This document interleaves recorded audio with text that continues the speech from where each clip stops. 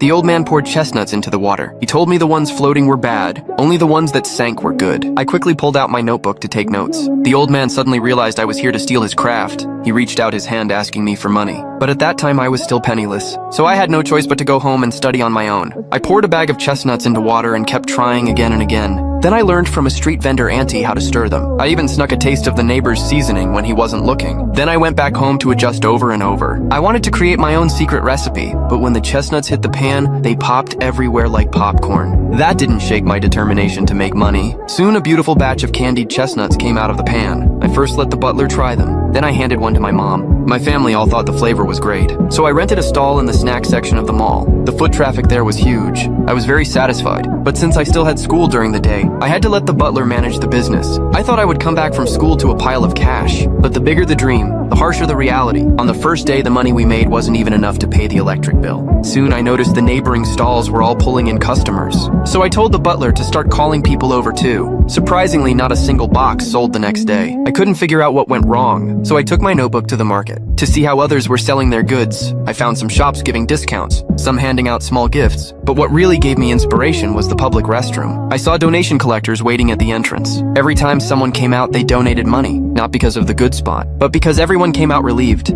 That's why they were willing to give in such a crowded market. I immediately went back to the mall. I paid a high price to move my stall to the parking lot exit, so that everyone leaving would buy some chestnuts to bring home. Sure enough, the next day there was a long line at the stall. I realized with this trend, if I opened more shops, I could make at least $1 million a month. Soon my branches opened one after another, just as business started to grow. I received a notice from the mall asking me to leave, because the smoke from my chestnut roaster had blackened the ceiling. At first I tried to cover the stains with paint, but the paint dripped onto the merchandise. I not only damaged other people's products, but also got kicked out of the mall. Just as I was packing to go home, my mother suddenly cried. She told me my father's company had gone bankrupt. They planned to go live with relatives in a few days. But while processing the passport, I suddenly changed my mind, because I wanted to stay and keep building my business.